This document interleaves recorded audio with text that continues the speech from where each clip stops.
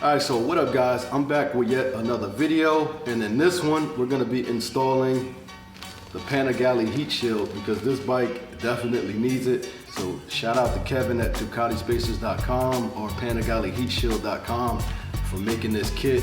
And what this is supposed to do is basically knock down the temperature coming out of the engine cover and the seat area about 10 to 20 degrees. And it's really helpful more in the summertime as opposed to during the winter. During the winter, the heat actually feels pretty good, but in the summer, you know, a lot of people say it can be pretty unbearable. So I'm gonna put this on there to knock that heat down. Now to do this, you're gonna wanna make sure your tank is pretty empty. I'm hoping mine is empty enough to do this because I did put some gas in it to get home from a ride the other day, and I put a little bit more in than I wanted to, so it's a little bit more gas in there, you know, than I would like it to be for this installation because we gotta lift up the gas tank. So I'm hoping when I do that, it doesn't spill. We're gonna see, we're gonna find out. But I won't even say too much more. Let's just go ahead and get right into it. Now before I start, I did put the pieces out in the sun just to warm them up and make them a little bit more flexible when we go ahead and install it on the plastic. And I did also line them up left side and right side just so I know where they go when we're ready to install it. You don't have to do this, but you know, it's just a little extra step that I did. And yes, there are some pieces missing because I already installed the pieces for the seat already, so that's already done. All right, so let's go ahead and get the hard part done. Okay, so some of the things we're gonna have to remove for this, we gotta remove this keyhole cover, which is gonna allow us to flip the gas tank up. So we're gonna have to also remove the seat in order to gain access to all the bolts to get the engine covers off. And we're also gonna have to slightly remove the rear fenders, pretty much just pull these back, just so we can access the other bolts to get the engine covers off. And I believe that's pretty much it. So let's go ahead and start with the gas tank. All right, so we're gonna take a 3 and a 4 millimeter Allen and remove this cover. Before I start taking everything apart, I wanna flip up this gas tank first and see.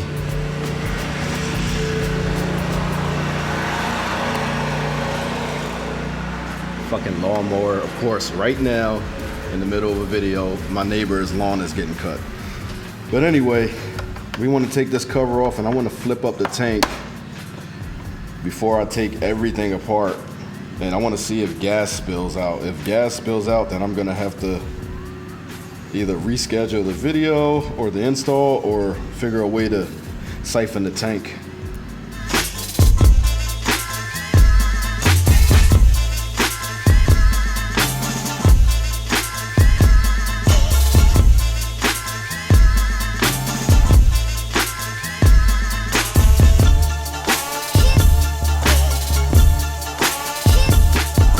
So now I'm gonna remove the seat so I can gain access to the tank hold down bolt.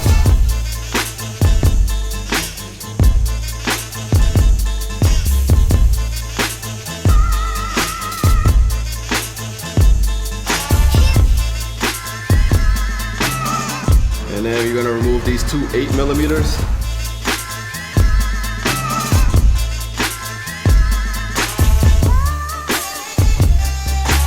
Take the bracket off. And I'm just gonna put the nuts back on the studs just so I don't lose them.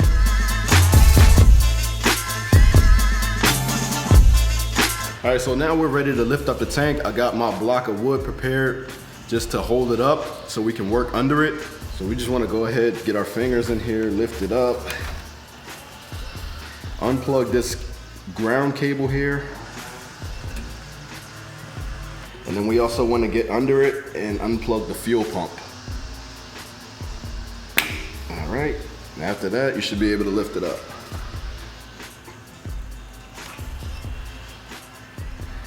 And it looks like I'm not spilling, so you don't want to lift up too high because you don't want to yank on this fuel hose here. But we're just gonna go ahead and pop this under here and just let it sit right there. All right, so there's nothing spilling, so I can continue.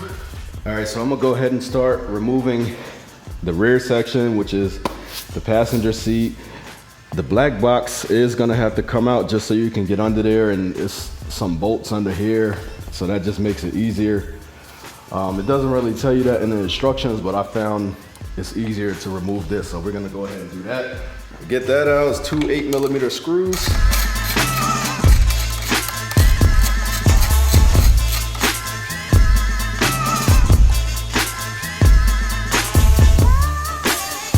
I'll just put those back in just so they don't get lost.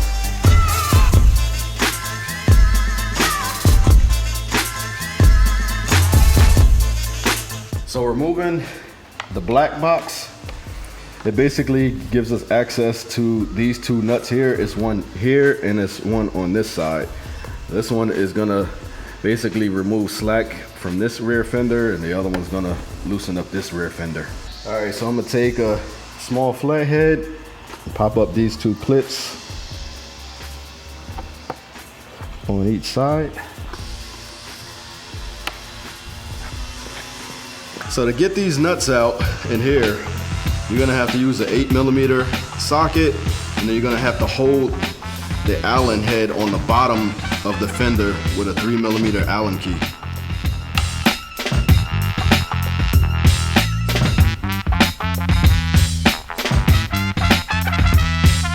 So we don't have to remove or lower down the passenger pegs. With a small enough Allen socket, you can just get it in there.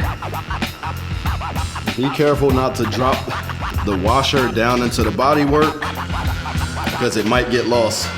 All right, so like I was saying, this is the Allen you want to hold with a 4mm while you twist the nut from up top. So we're gonna remove this and this one up here. So I'm just gonna slide this right in there, and it just barely fits and clears the passenger peg. Let me just go ahead, move the nut.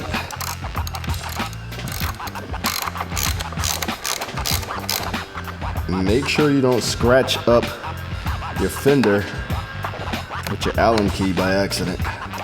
Also, there's a little white washer on here. Make sure you don't lose that. So these other two Allens that have to come off, they're a little bit easier because there's a metal clip inside that they screw into, and that clip doesn't have to come out and it doesn't spin. So you're just gonna take a 3mm.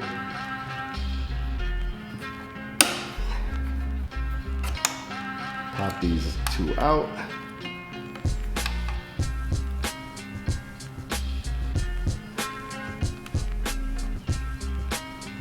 Making sure not to lose the plastic washer.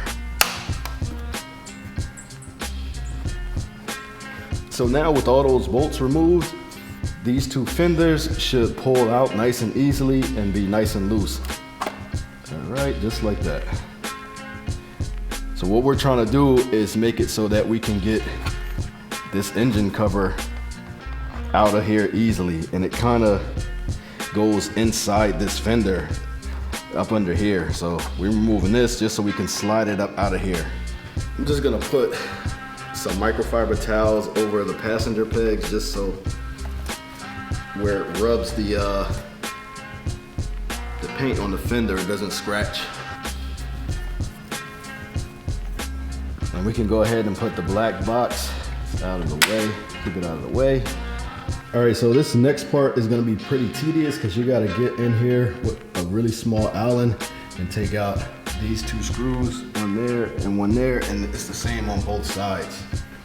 And I believe these are the last two screws we have to take out before we can remove the subframe covers. So I'm gonna take my 4mm and I'm just gonna start removing these Allens here. This one's not too bad, but the ones up here are pretty annoying.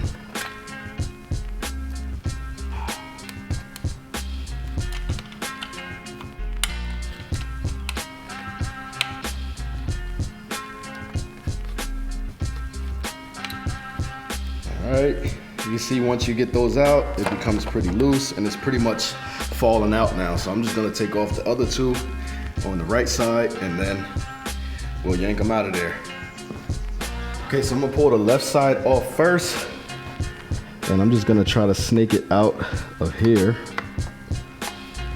And there's like a little hook down at the bottom that this is sitting on. There's a hook like this, and the engine cover is pretty much sitting on it like this. So we have to push it out the hook and then pull it out like that. So I'm just gonna go ahead.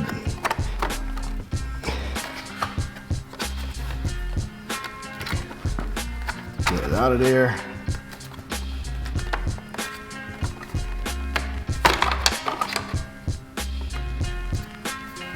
Alright, and this is the hook that I'm talking about, right here.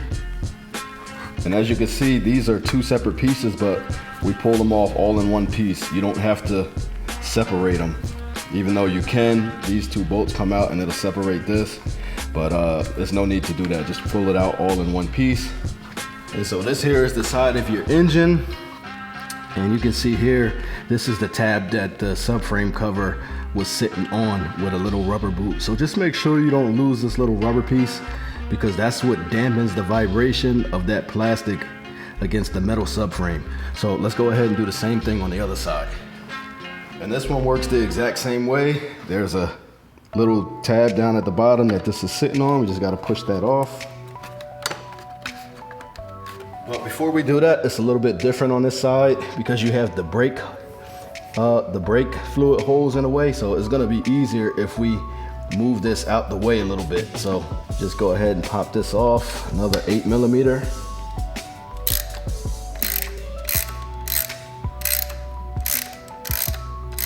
And this side is definitely a little bit more tricky, so just be careful that you don't break it. Okay. All right, got it out. So for this one, the tab you need to release is here. So you want to try to pull down on this spot right here to get it off of this thing here. Moving this out a little bit more helps you, get a little bit more clearance. And again, just like the other side, it comes out in one piece. And we're ready to go ahead and alcohol swab this and stick the heat shields on. So let's go ahead. Okay, so this part is pretty straightforward. We're just gonna take some alcohol wipes and clean up the inside of the cases. There's gonna be quite a bit of dirt in there, especially if you've ridden the bike. So just make sure you take your time, get all the dust out. You want this stuff to stick as best as possible. All right, go ahead and flip it over.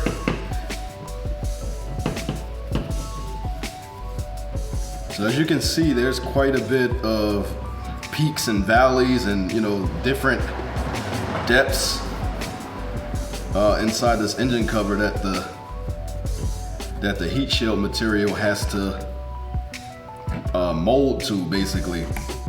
So that's why I have it sitting in the sun, just so it'll be easier to shape it to these different peaks and valleys of the engine cover. Also, while I remember, there is one other thing I forgot to mention. When you take off the right side engine cover, you want to make sure that you don't lose this rubber boot here. This is going to make sure this doesn't rattle against the side of the engine. If you lose this, you're going to have plastic rattling right against metal. So make sure you keep an eye out on this rubber piece. You want to make sure it's back on here when we go ahead and reassemble. All right, so they're all clean and ready to be installed. All right, so as you might expect, when you pull these out from the sun, they're not gonna be that hot. It won't feel warm at all, but it is nice and soft. So I'm gonna start out with the left side and just fit them in there.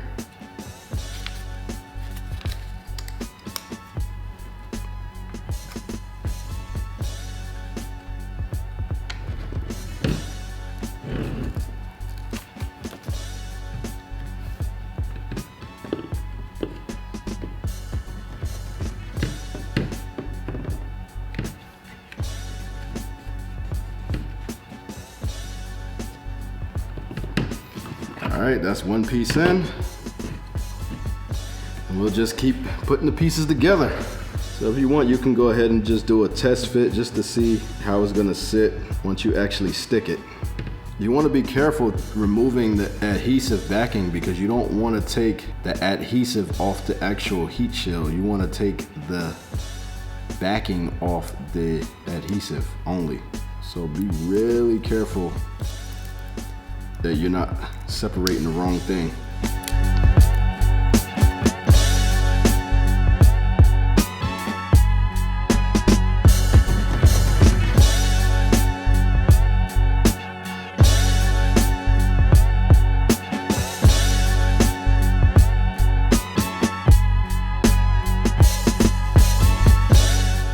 This piece is gonna go in here. This one's a little tricky because it has to go across a curved plane, I guess you would call that. So it's really tricky to fit it in there, so just take your time.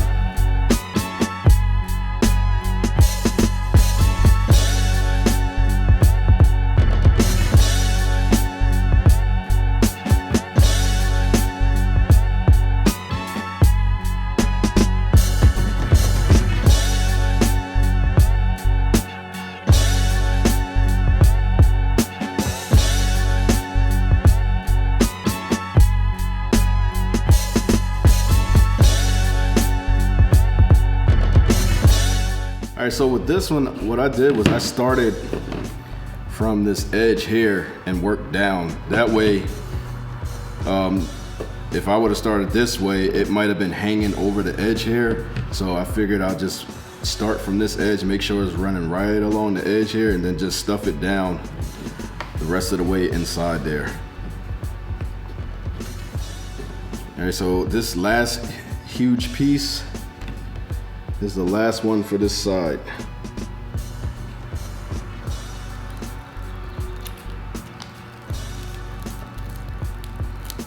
So I'm not gonna peel the whole thing just yet. I'm gonna kind of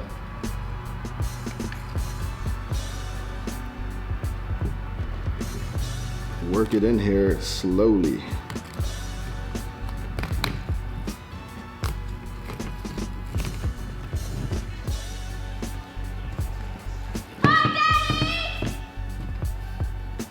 We're just gonna contour this.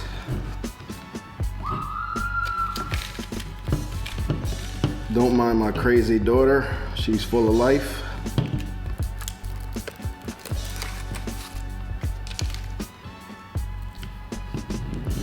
You just really want to take your time with this. You don't want to slop it up and, you know, have it all messy, because it does fit pretty much exactly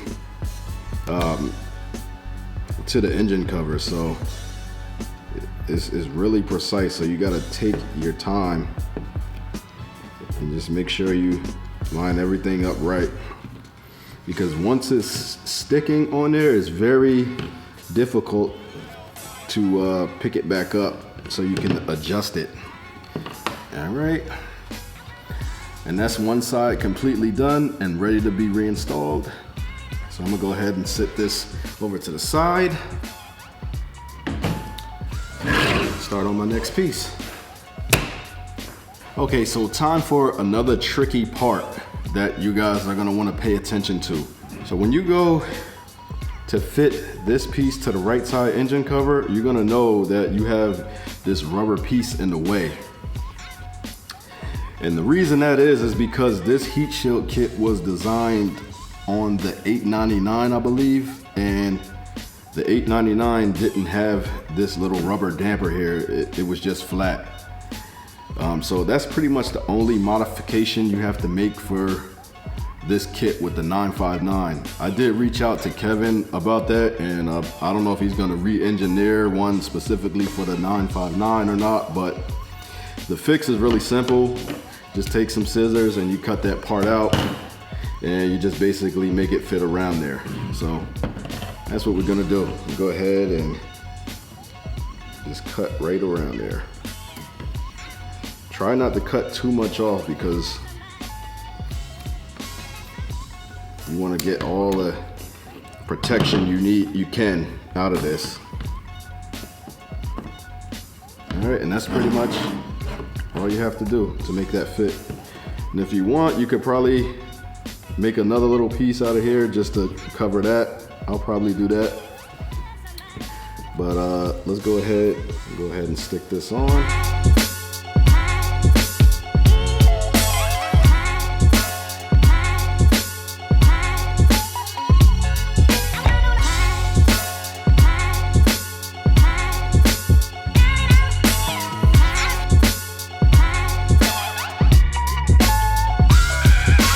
And I'll just take this little piece and just stick it right there in that middle of the hole. And just like that. No waste.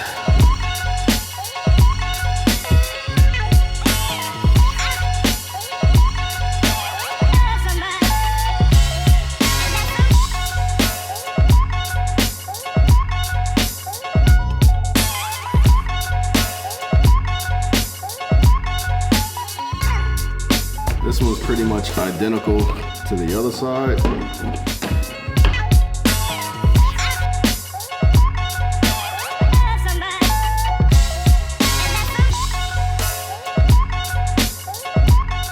Just make sure the heat shield is actually pushed down onto the actual engine cover on every single area, because it might be deceiving and look like it's all the way down, but there's actually an air pocket. So just go over the whole thing and make sure it's actually pushed down and stuck to the engine cover.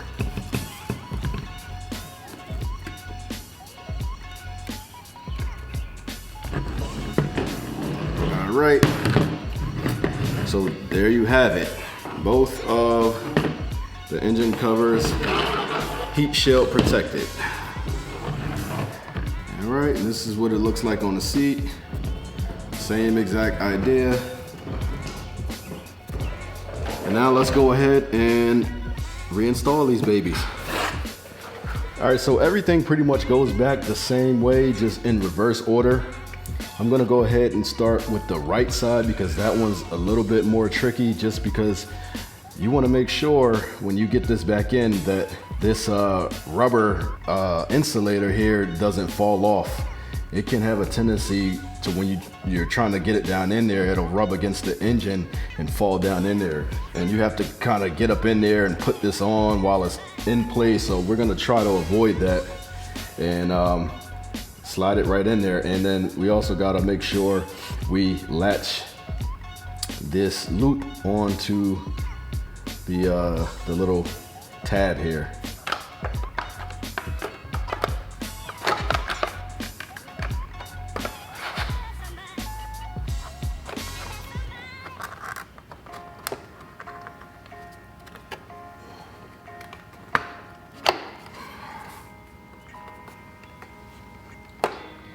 All right, I'm just gonna take a flashlight and peek in there and make sure the rubber tab stayed in place. And it did, so we won't get any vibration. That actually went in a lot easier than the last time I did this. And you can test it by just tapping on here. And if you don't, if it sounds pretty deadened and you don't hear any rattling, it's good. So I'm gonna go ahead and tighten up the brake hose bolt. All right, we got it on the tab. All right, so when you're putting the rear section back together, you wanna make sure that this tab goes on top of the metal subframe, and then the one in here also goes on top. And then this goes back together like this. All right, so I don't know if you can see that, but this is sitting, both pieces is sitting on top of the metal subframe, little lips. And then this piece goes on top of that. All right, I'll just go ahead and pop this clip back in here just to hold this in place.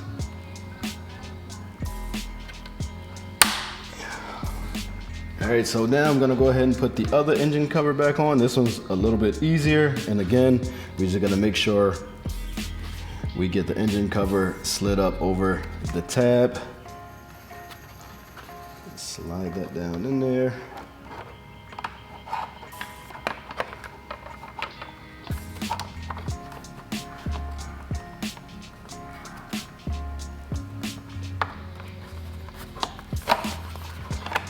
And you can come up under the shock just to get the feel for it to make sure it slides up in there. Also, make sure this goes behind this plastic piece here. Otherwise, it won't fit right. Go ahead and put my plastic tab back in place, just to hold the rear in place.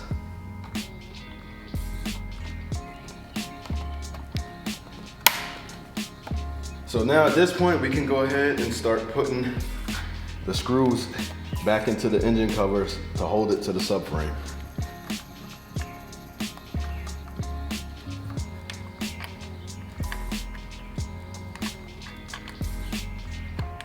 All right, and when you're done with the 2 bolts, the cover should be nice and tight, no rattles.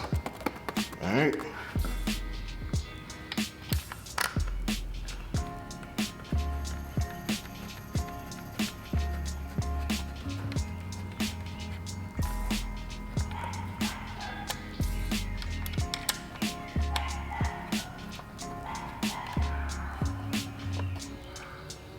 All right, and again, once that's on tight, the other cover shouldn't rattle, it should be nice and tight, no movement. All right, so now I'll go ahead and start putting all the bolts back into the rear fairings.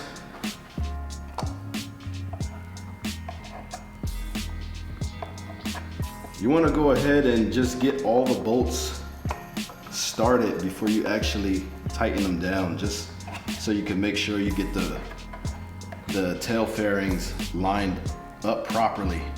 So just get them in loosely.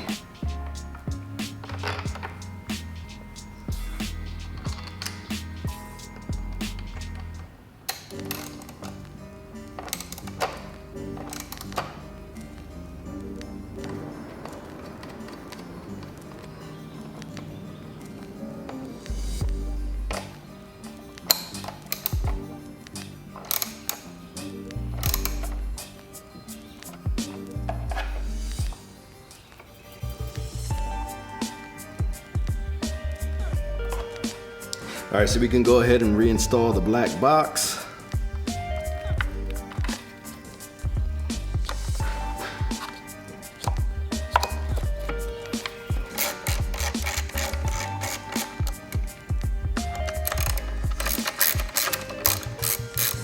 All right, and now we can go ahead and lower the tank back down. Get rid of our wood, make sure we got our wires. We gotta reconnect the fuel pump, plug that right back in, and reconnect your ground on the other side. Just make sure that's plugged in, and then we can go ahead, make sure the wires aren't pinched, and just pop it right down into place. All right, then we'll go ahead and put the bracket back on.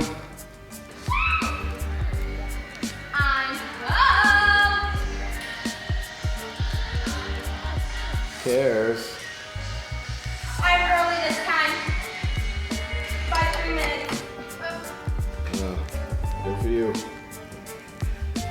My butt cheeks hurt.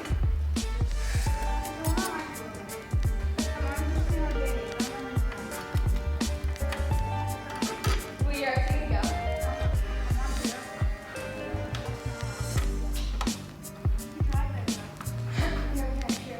Bye-bye.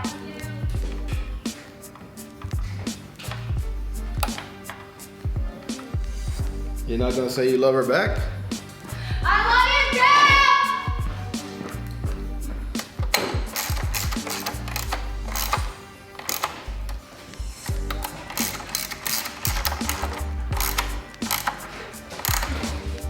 when can I go riding with you? I don't know.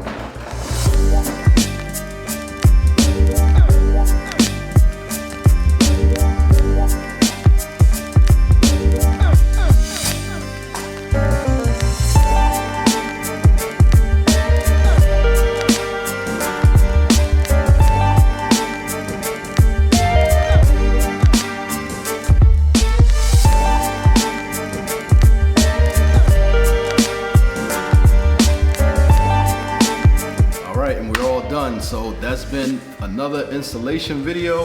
If you guys got any questions, make sure you leave them in the comments. Make sure you guys follow me on Instagram at bikesandbeats1, and I'll be sure to drop a link in the description where you can go and purchase this heat shield kit for yourself. All right, so I hope you guys enjoyed the video. I hope it was helpful, and I'll check you guys on the next one. Peace.